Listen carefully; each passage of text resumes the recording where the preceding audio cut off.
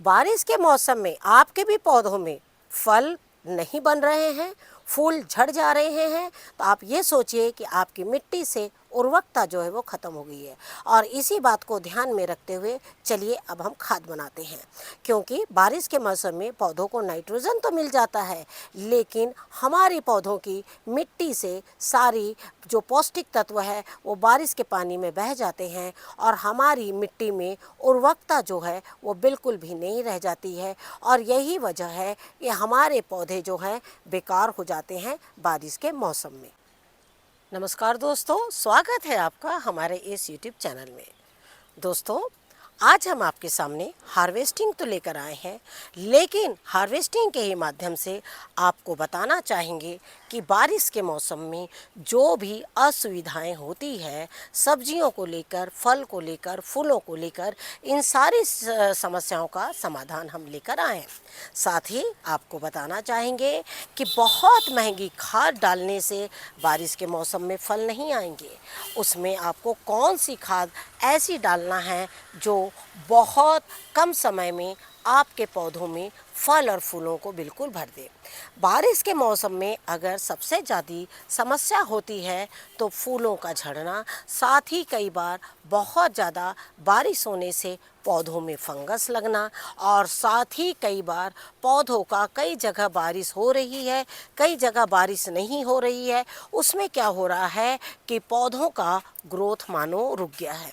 कुछ सब्जियां ऐसी होती है जो बहुत ज़्यादा मात्रा में फल देती है, जैसे भिंडी है, गलकी है, लेकिन गलकी के ही प्रजाति का एक सब्जी ऐसी भी है जिसे बहुत ज़्यादा पानी और वो हैवी फीडर होने के नाते वो बहुत ज़्यादा खाद मांगता है।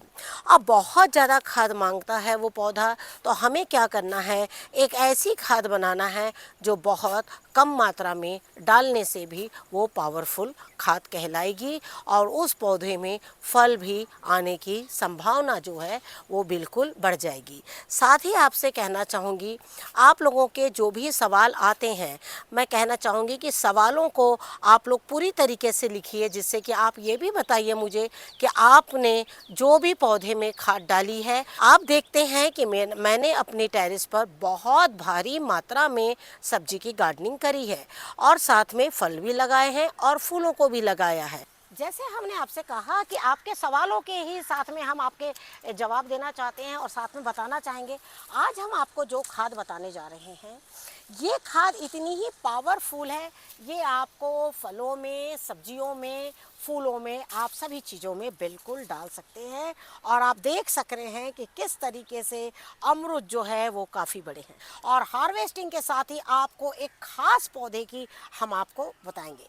हालांकि आप वो खाद जो है हर पौधों में डाल सकते हैं, हार्वेस्टिंग के साथ ही आपको एक खास पौधे की हम आपको बताएंगे।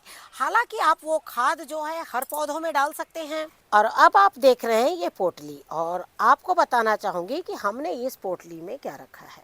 आपको बताना चाहूँगी कि इस बार जो हम खाद बना आपको बता रहे हैं, इसका एक छिड़काव भी बता रहे हैं और साथ में इसको तने में भी लगाना, मतलब एक पेड़ के जड़ से लेके मूड़ तक का इलाज बता रहे हैं। साथ ही बताना चाहेंगे कि कई बार अगर आप चाहें तो अगर आपके पास में गोबर की सुविधा है तो आप गोबर का इस्तेमाल कर सकते हैं। अगर गोबर की सुविधा ना हो तो आप वर्मी कंपोस्ट ले सकते हैं। साथ में आप देख रहे हैं गुड़ है, बेसन है, छाछ है।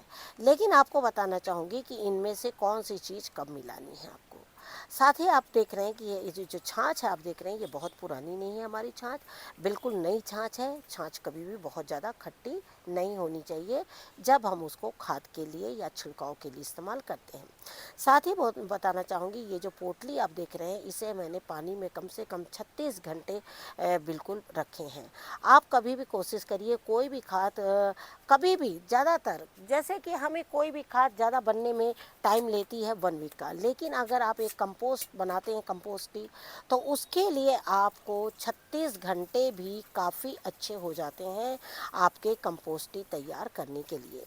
और अब आपको बताना चाहूँगी कि जैसे इस पल्प को मैं रख लूँगी, ये पल्प जो है हम इसे फेंकेंगे नहीं, इस पल्प को हम बाद में अपने मिट्टी में बनाकर इस्तेमाल करके और इसको एक अच्छी मिट्टी के रूप में इसको हम तैयार करेंगे। साथ ही आपसे बोलना चाहूँगी कि हालांकि मैं एक अप्रॉक्स आपको मैं बता देती हूँ, लेकिन ये बकेट को खाली करने के बाद ही मैं आपको बताऊँगी कि खाद को किस तरीके से मिलाना है। लेकिन आपको साथ में ये भी बताना चाहूँगी कि आप जब भी खाद का इस्तेमाल करें तो बहुत ज़्यादा क्वांटिटी में इसका छिड़काव नहीं, जितना मात्रा हम आपको बता रहे हैं इतनी ही मात्रा आप लीजिए। तो चलिए पहले हम पानी लेकर आते हैं और अब आपको बताना चाहूँगी, ये देखिए इस तरीके से मैंने इसमें पानी मिला दिया। पानी कितना देखिए, आपने पहले बकेट में देखा कम से कम 3 लीटर करीबन होगा। ये 20 लीटर की बकेट है, आधा बकेट हो गया मतलब 10 लीटर पानी हो गया। 10 लीटर खाद हमारी ये तैयार हो गई। अब ये जो पल्प आप देख रहे हैं, आपने देखा कि इस पल्प को फेंकना नहीं, हमने आपको अभी पहले बताया कि ऐसा ना हो कि आपको लगे कि भाई पल्प तो हमारा यूज़लेस हो गया, नहीं। अब आपको बताना चाहेंगे, ये देखिए कोई भी आप कपड़ा ऐसा ले लीजिए जिसमें से मोटी चीज़ जो है वो ना गिरे इसमें। और ये देखिए ये है हमारा वर्मी कंपोस्ट। वर्मी कंपोस्ट को आप इस तरीके से एक कपड़े में बांध लीजिए और बांधने के बाद में उसे बिल्कुल गांठ बांध लीजिए।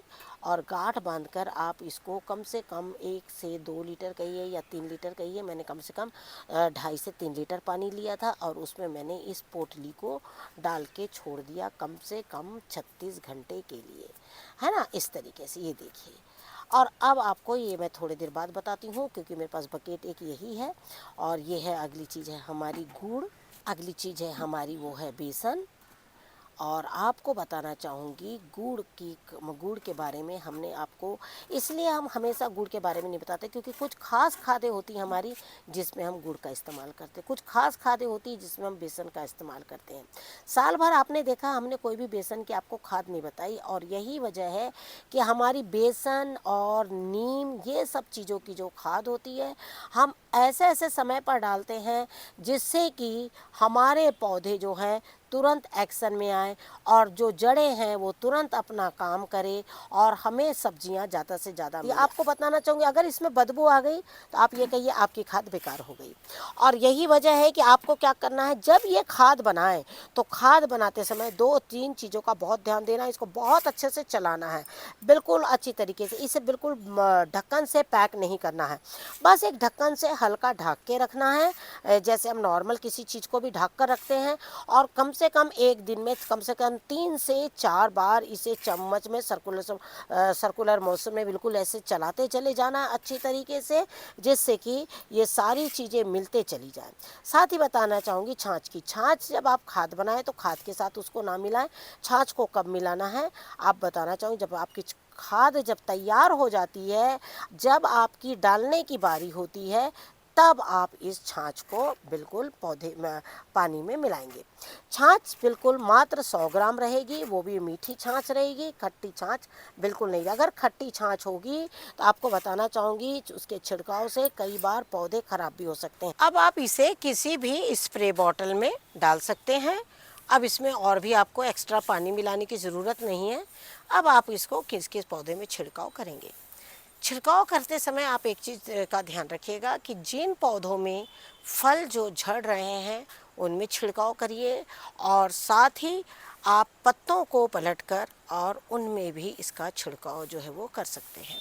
छिड़काव से पहले हम कुछ हार्वेस्टिंग कर लेते हैं, जिन जिन पौधों में छिड़काव करना है, और उसकी हार्वेस्टिंग आप जानते हैं हम पहले कर लेते हैं क्योंकि कभी भी किसी भी सब्जियों के ऊपर में चाहे वो कोई भी छिड़काव हो वो नहीं करना चाहिए। आप देख रहे हैं कि हम ज़्यादातर अपने गार्डन में बहुत ज़्यादा मात्रा में सब्जी लगाए हुए हैं और लगातार आप लोग को गर्मी से लेके बारिश तक इसी तरीके से जैसे हम हार्वेस्टिंग आप लोगों को दिखा रहे हैं, उसमें आप देख रहे हैं हमने जो भी खाद बनाई है एक ही खाद को हमने कई रूप दिए हैं। और ऑर्गेनिक पद्धति में यही होता है कि एक ही खाद को कई रूप दिए जाते हैं। ऑर्गेनिक गार्डनिंग करना शुरू में थोड़ा टफ है, लेकिन जब 2 साल अगर आपने गार्डनिंग कर ली तो आप देखिएगा कि आपके टेरेस पर भी इसी तरीके से सब्जियां जो है वो बहुत ज़्यादा मात्रा में होगी और फल भी बहुत ज़्यादा मात्रा में निकलेंगे। टेरेस में कभी भी ऐसी सब्जी का चुनाव हमेशा करना चाहिए जो हेल्दी हो और साथ ही जो आसानी से फलती है, जिसमें है फलों में है जैसे अमरूद, अनार, साथ में और भी ऐसे फल है जैसे स्टार फ्रूट है। ये सारी सब फल जो है वो बहुत आसानी से टेरेस में होते हैं। लेकिन इसके अलावा भी हमने बहुत सी और भी सब्जियां लगाई है, लेकिन इसमें एक ख़ास सब्जी है हमारी तोरई। और आज का जो हमने खाद बनाई है, ख़ास तौर पर हमने तोरई के लिए ही ये खाद बनाई है। तोरई एक ऐसा पौधा है जो बहुत ज़्यादा मात्रा में खाद लेता है, बहुत ज़्यादा पानी लेता है, और यही वजह है कि आप देख रहे हैं कि बारिश में तोरई जो है वो बहुत अच्छे से हो रही है। आपने मार्केट में भी देखा होगा कि कई बार क्या होता है कि जो गलकी है ना वो बहुत ज़्यादा मात्रा में मिलती है और तोरई बहुत कम मिलती है, कारण कि तोरई होती ही कम है। कई बार इसको हैंड पॉलिनेशन भी करना पड़ता है। अगर आपके गार्डन में एक मेल और एक फीमेल फ्लावर आया हुआ और तोरई होती ही नहीं है तो उसको पॉलिनेट भी आप कर सकते हैं। अब बारी आती है खाद डालने की। तो आपको बताना चाहूँगी कि आज जो हमने ये खाद बनाई है खास तौर पे तोरी के पौधे के लिए बनाई है, और आप इसे गलकी में भी डाल सकते हैं, आप इसे और भी अन्य पौधों में भी डाल सकते हैं। अब इसमें आपको पानी मिलाने की ज़रूरत नहीं है। आप अपना पौधा देखकर इसमें 1 मग 2 मग जितना भी डालें।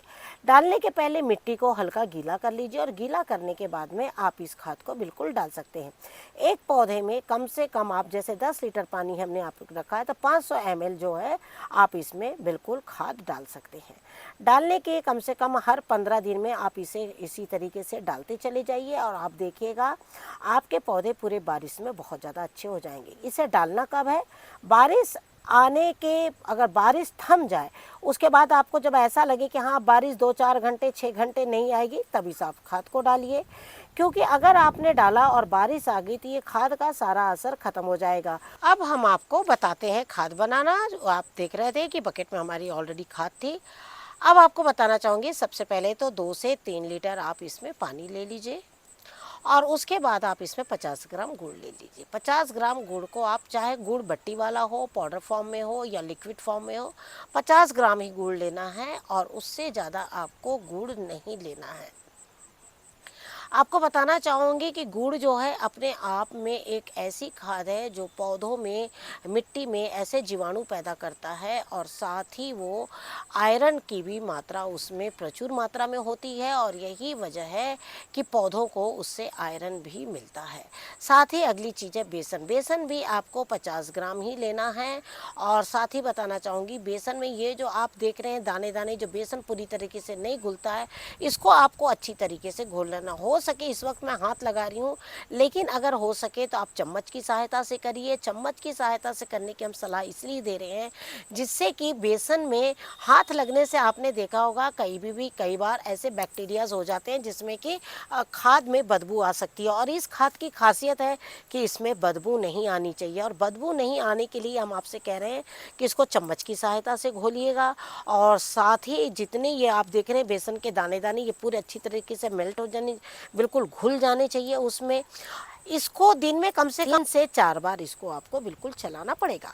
साथ ही बोलना चाहूँगी ढक्कन बिल्कुल टाइट पैक ना करें, एक हल्के ढक्कन से किसी भी से इसे ढक दें और आप उसे टाइट पैक ना करें। साथ ही आपको बताना चाहूँगी ये जो आप देख रहे हैं पल्प, ये वर्मी कंपोस्ट का जो ये पल्प है, इसे आप बिल्कुल किसी भी मिट्टी में मिलाकर खाद बना सकते हैं। जब आप 50 ग्राम गुड़ और 50 ग्राम बेसन लेंगे तो उसमें वर्मी कंपोस्ट मात्र 1 केजी ही लीजिएगा, 1 केजी से ज़्यादा वर्मी कंपोस्ट नहीं लेना है। साथ ही बताना चाहूँगी गोबर की खाद के बारे में। अगर आपको इसमें गोबर की खाद मिलानी है तो बहुत पुराना लिक्विड होगा वही मिलाना है, लेकिन वो भी बहुत ज़्यादा मात्रा में नहीं मिलाना। मुश्किल से ½ केजी गोबर का लिक्विड मिलाना है, लेकिन गोबर की लिक्विड का आप छिड़काव नहीं कर पाएंगे क्योंकि वो इतना बारीक नहीं छन पाएगा। इसीलिए इस बार हमने आपको वर्मी कंपोस्ट की सलाह दी है। आप जैसे ही इसका छिड़काव करेंगे आप देखिएगा आपके पौधों में नए फुटाव जो है वो बनने बिल्कुल शुरू हो जाएंगे और आपका पौधा जो है वो बिल्कुल फलों और सब्जियों से लद जाएगा। तो जिस तरीके से हमने आज आपको खाद बना बताया, इसमें अगर फिर भी कुछ कमी रह गई हो, कुछ छूट गया हो, क्योंकि जिस तरीके से मौसम में कभी गर्जन हो रही है, इस वजह से अगर कुछ क्लिप छूट गए हो तो आप हमें फिर से याद दिलाइएगा और फिर से आप हमसे पूछ सकते हैं और हम आपको कमेंट्स के थ्रू जवाब दे देंगे। और साथ ही आपको बताना चाहूँगी कि अगर आप भी चाहते हैं कि इसी तरीके से सब्जियां ज़्यादा से ज़्यादा गार्डन में आए तो बिल्कुल ऑर्गेनिक पद्धति से इसी तरीके से खाद बनाइए और पौधों में डालिए। और ध्यान रखें कि खाद को कम से कम 24 से 36 घंटे ज़रूर भिगाएं जिससे कि आपकी खाद बहुत अच्छी हो। Thank you very much. नमस्कार, जय हिंद, जय भारत।